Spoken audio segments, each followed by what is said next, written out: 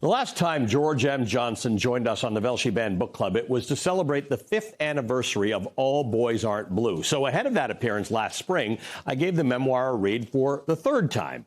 And I was excited to take away something new from Johnson's self-effacing humor, gentle frankness, and fearless dedication to truth and vulnerability. What I felt then and what I consistently feel after reading All Boys Aren't Blue and speaking with Johnson is that the rest of the story needs to be told, and it now will be.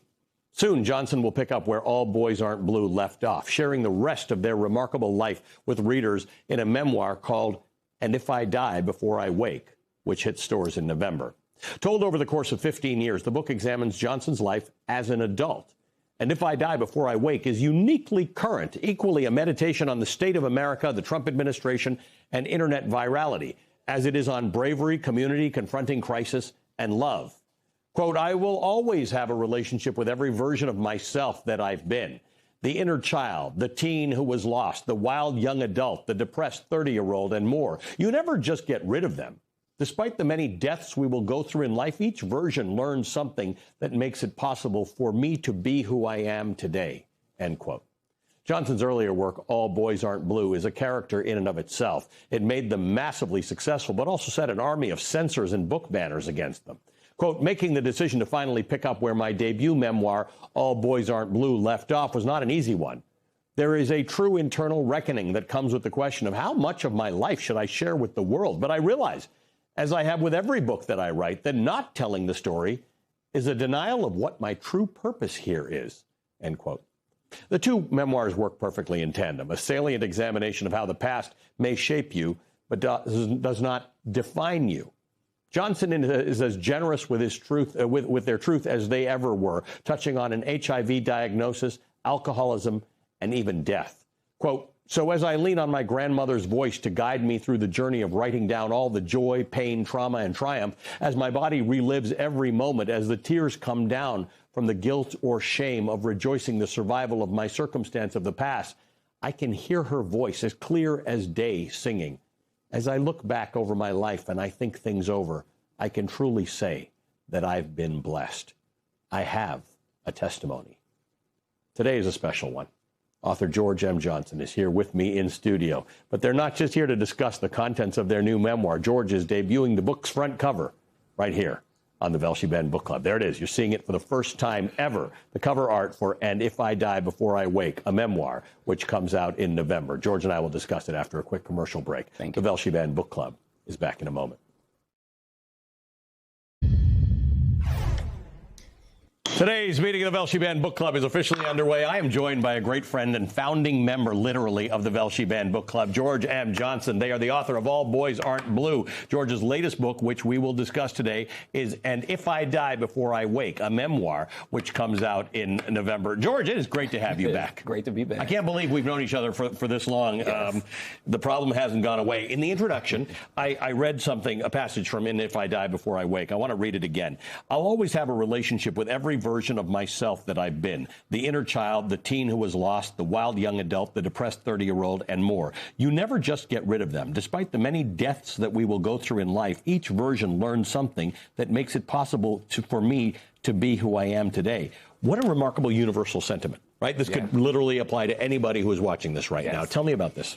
Yeah, I was really trying to figure out, like, what kind of book was I trying to write? What kind of story was I trying to tell? And for years, people would ask me, like, why did you write All Boys Aren't Blue? And I would have, like, all of these different answers until I figured out it was like, well, it really wasn't me that wrote it. It was 5-year-old me that didn't have the words, and 10-year-old me that got called the F word for the first time, 15-year-old me that questioned why did I have to be gay, and then 21-year-old me who started to walk into my adulthood. And so in writing And If I Die Before I Wake, I had to pull back on all of those versions of myself, because even though I did a lot of healing through writing All Boys Aren't Blue, they're still there. And they're still telling parts of the story that are being unlocked by adult things that I'm doing, adult mistakes that I'm making, that I'm going like, oh, wait a minute, this thing happened to me when I was 13. And that's the reason I'm doing this at 38. I need to heal this. And so this book was about talking to all of those versions again, but bringing the story forward. Let's talk about one of the things you first said to me when people were banning All Boys Aren't Blue. They said this is not appropriate for people of a certain age. And you said, but the things you write about, you experienced at certain ages. Yes. You call that a roadmap. These people who banned the book are accusing you of trying to make people into something. Yes. You were just talking about the fact that if something happens to you, wouldn't it be interesting if you had a roadmap when you were 13? Yes. I mean, walking this life without any guidance sometimes can be really, really hard, especially when you're a young black queer kid and you don't really have, visibility or representation anywhere. And you also don't see it in the characters you read. And I always find it funny because I read books with a lot of heterosexual characters and it never made me want to become heterosexual. So the reverse is not going to happen when students read books about queer characters. It's not going to necessarily make them queer, but if they are already experiencing those things that I already went through, wouldn't it be nice that they had some guidance? Wouldn't it be nice that they knew about their history, the legacies that came before us, so that they can take more pride in themselves? I always say it's hard to be a young adult. It's hard to be anyone who wakes up, looks in the mirror, and doesn't see a reflection. And so the books that I'm writing is just trying to give people their reflections when they wake up and look in the mirror every day. But there are people who say by giving that reflection, you are creating context around something which makes it acceptable and ultimately normal. What do you say to those people? It is normal. It should be acceptable, right? And I think that's when people talk about like, oh, we're fighting this like new thing. This isn't new. Queer people have always existed. You can look through the histories of time and you're always going to find queerness, right? Even if you read like Greek and Roman mythology, like it's always been there, right? I think the issue for most people when it comes to what I'm writing is when you're writing fictional queerness, right? It's like, oh, that would be sad if that happened, or, oh, this is made up stuff anyway. When I'm writing about the truth, you have to reflect on yourself to see how you may have harmed someone, how you may have done the thing that I'm talking about to another human being. And a lot of people don't like for that mirror to be pulled into their face. What do you say to the people in my audience who love this segment and love you, who are not young queer black kids? Yeah. They may be entirely the opposite of that. Yeah. And yet they see something in your book largely because it was banned. That's what drew their attention to it. What is your message to that audience? Are you writing a book for them or not necessarily? I think all of my books are universal. We often say books are windows, mirrors, and sliding glass doors, right? The window, looking into someone else's life. The mirror, if the book does pertain to certain parts of your life, you're seeing yourself. But the sliding glass door is the most important thing because that's when that door opens and allows you to walk into that world, right? To actually experience the people in the world who are like the characters that you're reading about. I've traveled this country doing speaking engagements, and there are times where I'm probably the first black queer person that a person has ever met. Right. Or even, publicly known.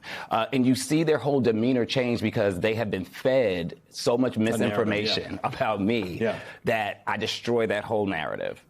Let's talk a little bit about the vulnerability in this book. You really embrace the highs and the lows in your life, and HIV diagnosis, alcoholism. Yeah. What was that like to you to have to do that? I mean, look, All Boys Aren't Blue had a lot of stuff in it too, but tell me about this.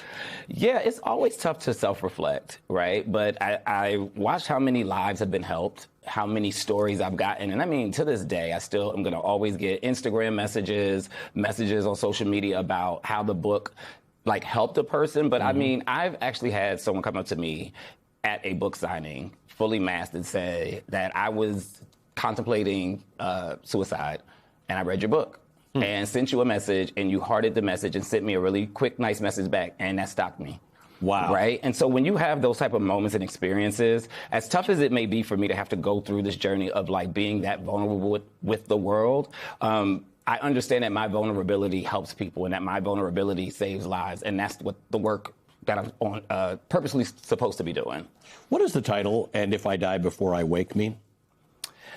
It's a prayer. It comes from a prayer that we used to do before we went to bed. My grandmother, I believe it was my grandmother or my mother taught it to us. But when I was like reflecting on what did I want this story to really be about, it's really just saying like, if I die, before I wake up, the story is in the world. So I'm okay. Like I'm at peace with whatever happens. We live in dangerous times. And, Toni Morrison often talks about art, and being an artist is bloody and it's dangerous.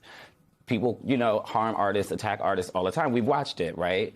Political vengeance. Like, being a banned author is not safe. No. I've almost been attacked in an airport before.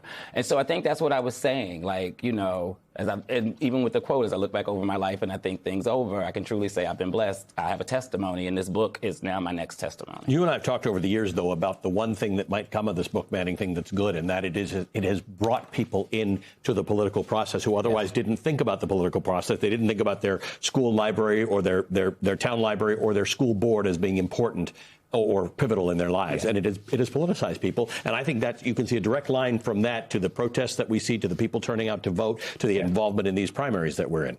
Yeah.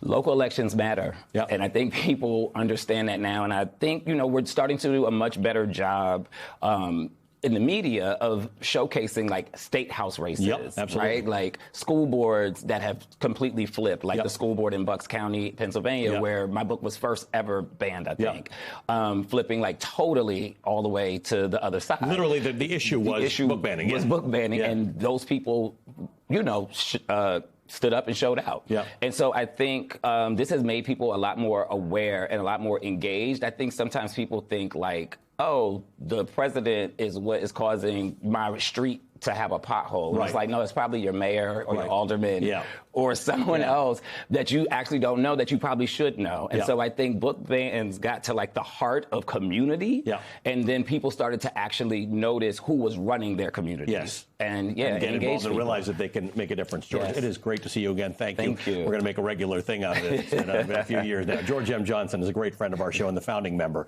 of the Velshi Band Book Club. They are the author of the books All Boys Aren't Blue and If I Die Before I Wake, a memoir, out in November. And that does it for me. Thank you for watching. Alex Witt Reports starts after a quick break.